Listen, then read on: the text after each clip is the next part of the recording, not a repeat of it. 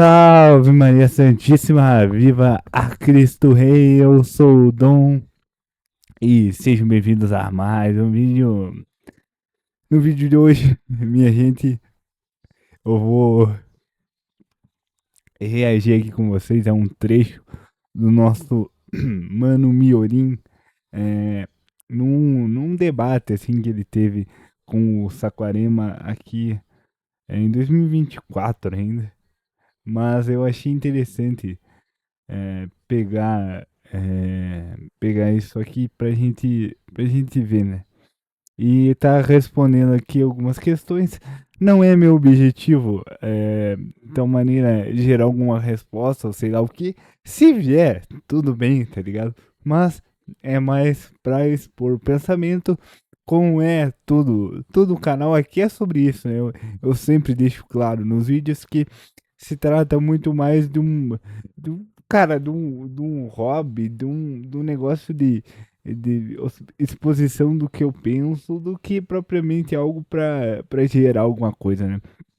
Enfim, vamos dar play aqui, né, cara? E a gente vai comentando. Tiago, deixa eu te perguntar. E se eu dissesse pra você que, na verdade, não existe tal coisa como um fornecedor dono do meio de produção? E se eu dissesse pra você que, do ponto de vista austríaco, é o consumidor que está efetivamente decidindo quem é o indivíduo que está alocando os recursos de produção? Se eu dissesse pra você, por exemplo, que não é o produtor o verdadeiro culpado dentro da economia, mas são os seus consumidores que o colocaram naquela posição, que o deram uma posição indigna. E se eu dissesse pra você que a moralidade, do ponto de vista austríaco, vem do fato que, seja lá qual seja o estado da economia, ele foi criado por pessoas que consumiram os produtos de determinada forma e o fizeram de forma imoral. Eles não refletiram sobre a moralidade do indivíduo que estava produzindo aquele determinado recurso naquele determinado momento.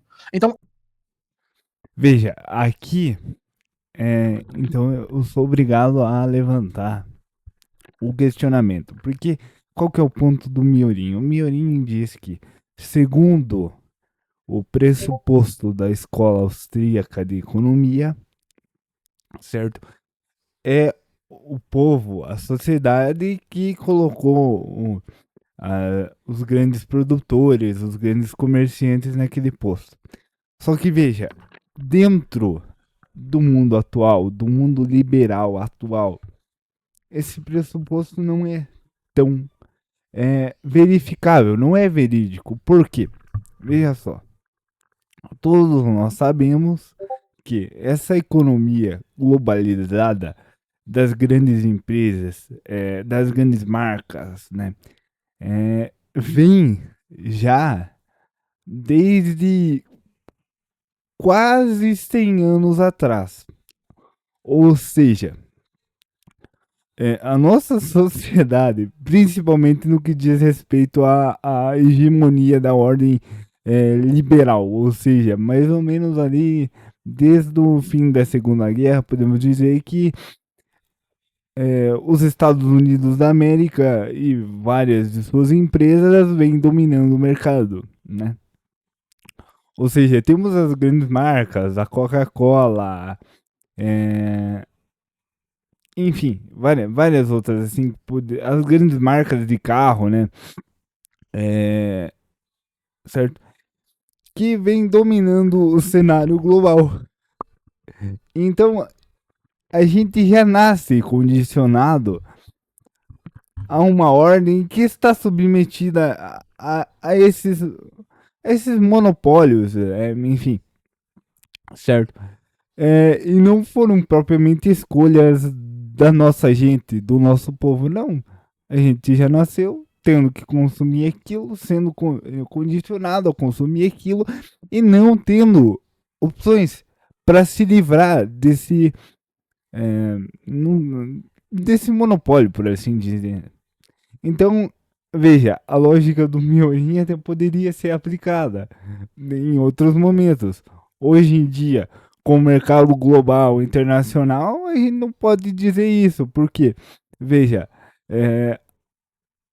essas empresas foram alavancadas, foram impulsionadas no estrangeiro, se tornaram grandes a partir do estrangeiro e vieram tomando todo o mercado internacional. Ou seja, não é sabe, não é o nosso povo aqui que vai conseguir boicotar essa gente, não.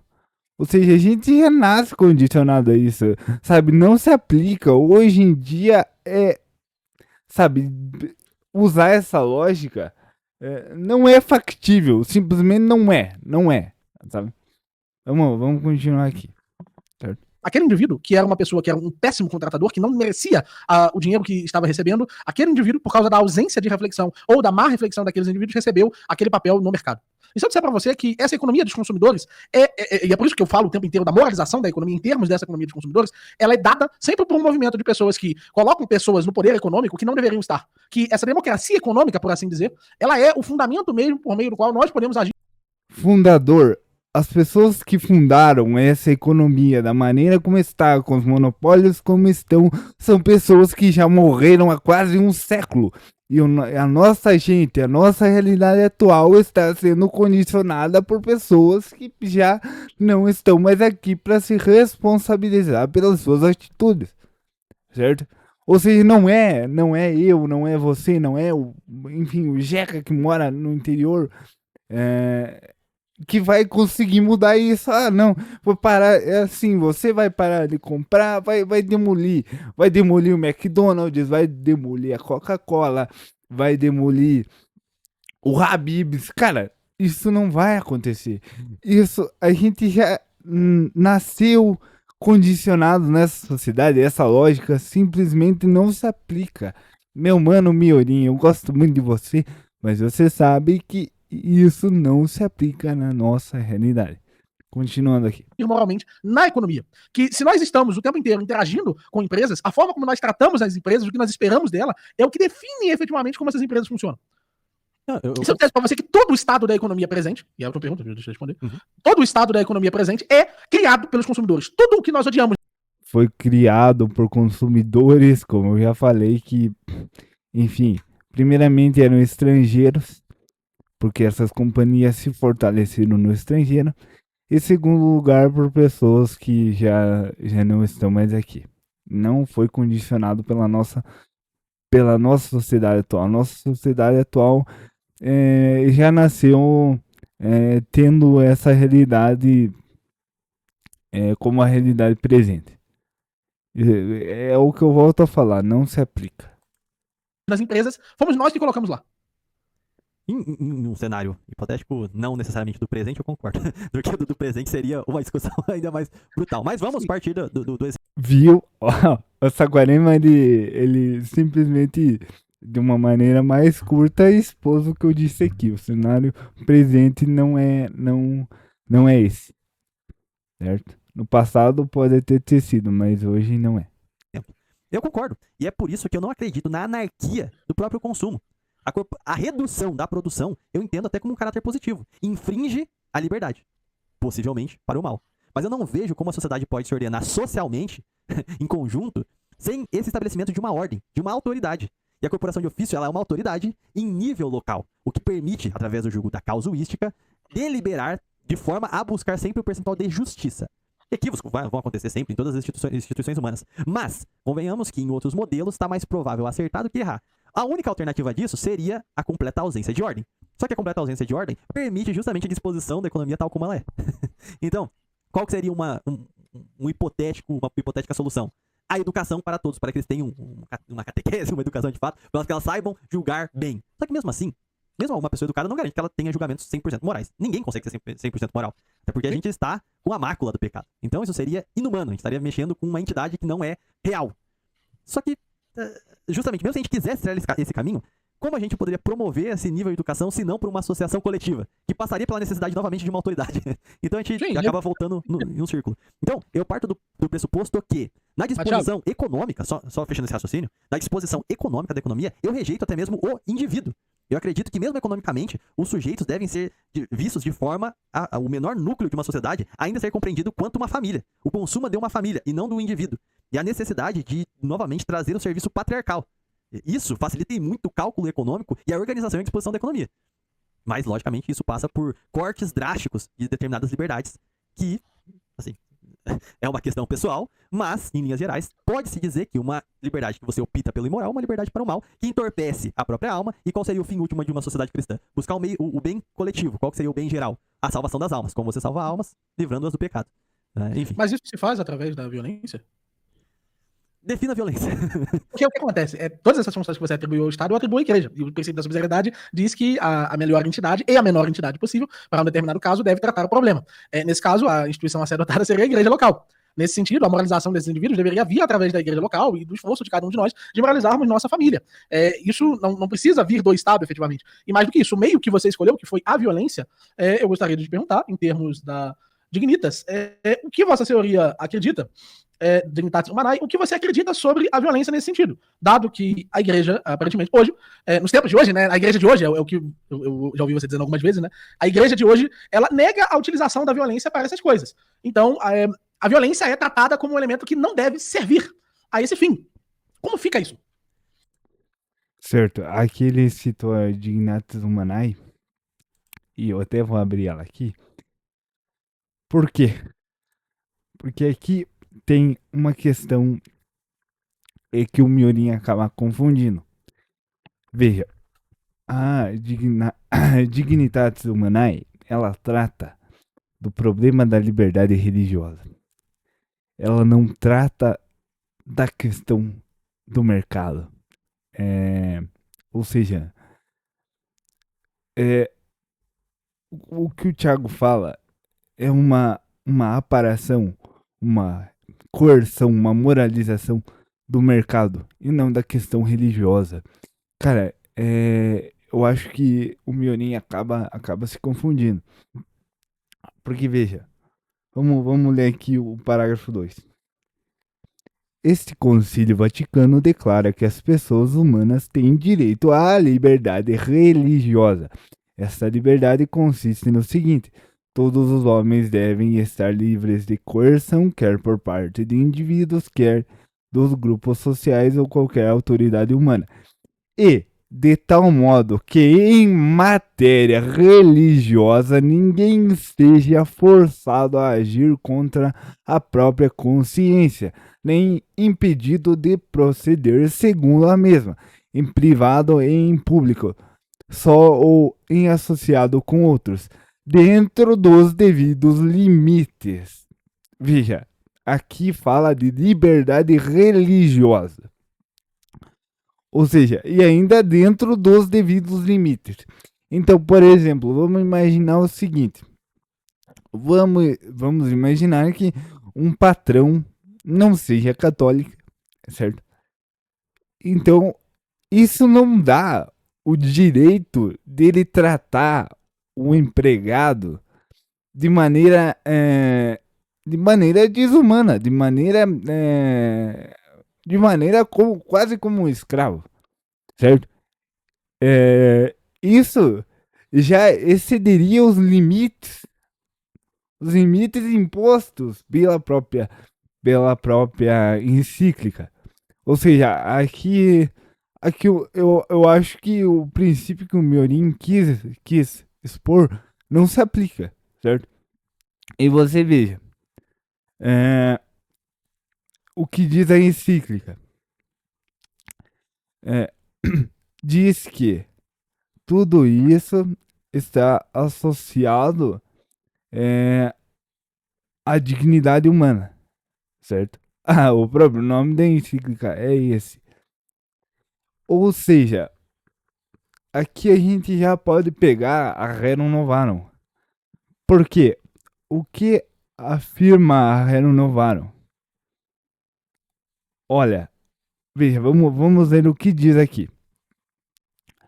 Mas, entre os deveres principais do patrão, é necessário colocar em primeiro lugar o de dar a cada um o salário que o convém. Certamente, para fixar a justa medida do salário, há numerosos pontos de vista a se considerar.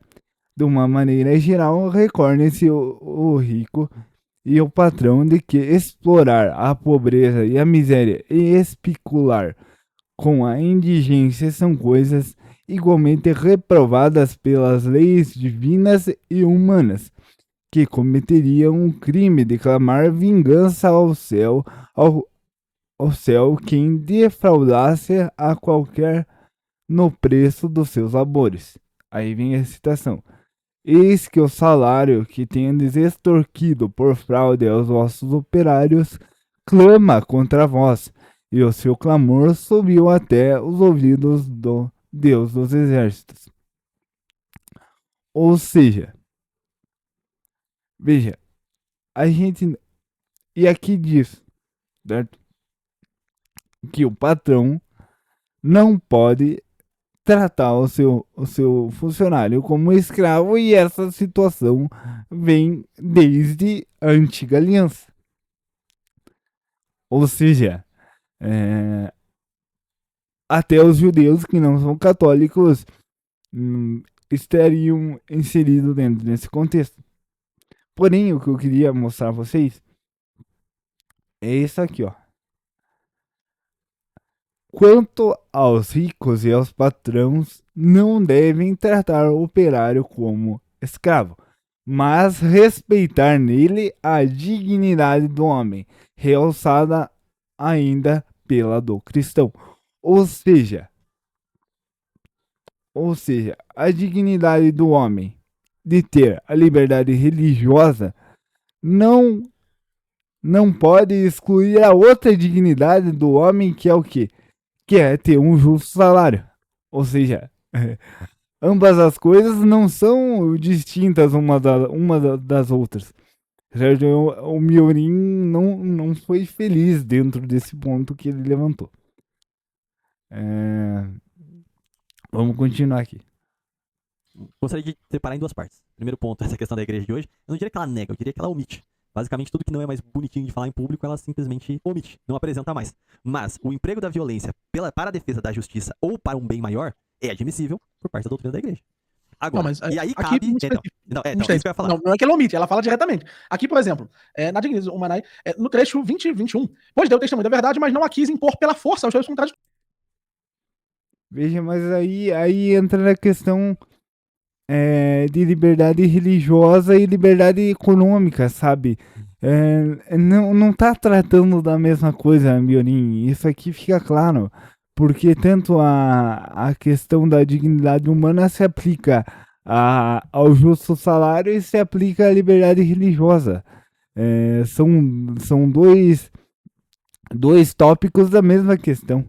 Um não anula o outro.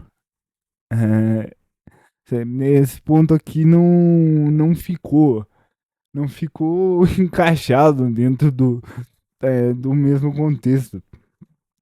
Tanto é, e veja, se um católico trata um católico, ele é patrão, e ele trata o seu operário de uma maneira não boa, ele pode sim ser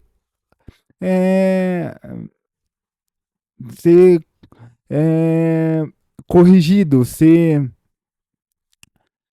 coinibido nesse sentido, porque tanto na Dignitatis Humanae diz a respeito da liberdade religiosa, ou seja, se o sujeito se diz católico, ele tá dentro do jugo da lei católica. Ele pode, nesse sentido, ser corrigido pela força também. E outra questão, no que diz respeito, se a gente pega na 40º ano, aqui vai deixar bem claro que, veja, e não são estes apenas os frutos do documento leonino.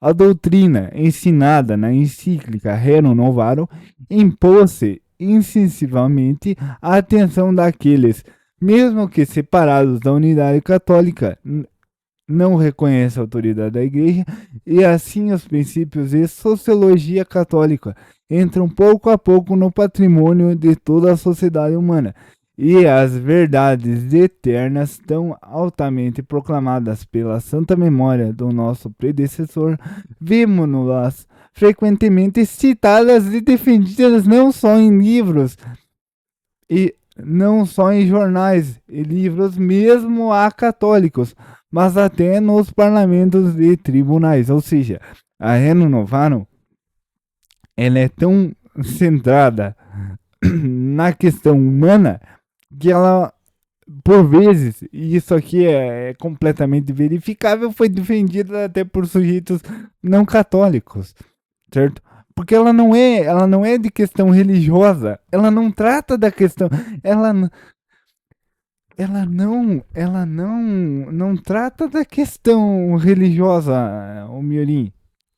Ela trata da questão de defender o sujeito, de defender o empregador, de dar-lhe a ele a dignidade necessária. Veja, e tanto é, pegando aqui, se a gente for mais a fundo e pegar o atual catecismo, no que concerne à liberdade religiosa, ele vai dizer assim, no parágrafo 2109.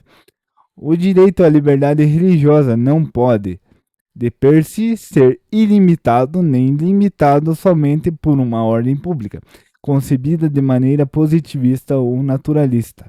Os justos limites que lhes são próprios devem ser determinados para cada situação social, ou seja, se o sujeito, se a liberdade religiosa do sujeito concerne a ele tratar o outro como um semi-escravo, isso pode sim ser aparado, ser, enfim, ser corrigido, porque, porque traz uma situação social problemática, né? Ou seja, continuando aqui, cada situação social pela prudência política, segundo as exigências do bem comum, ou seja, um sujeito que por conta da religião dele, por conta das crenças dele, transforma o outro num semi-escravo, ele está atentando contra a questão do bem comum. Ou seja, até nisso o catecismo é claro, que essas situações podem ser corrigidas.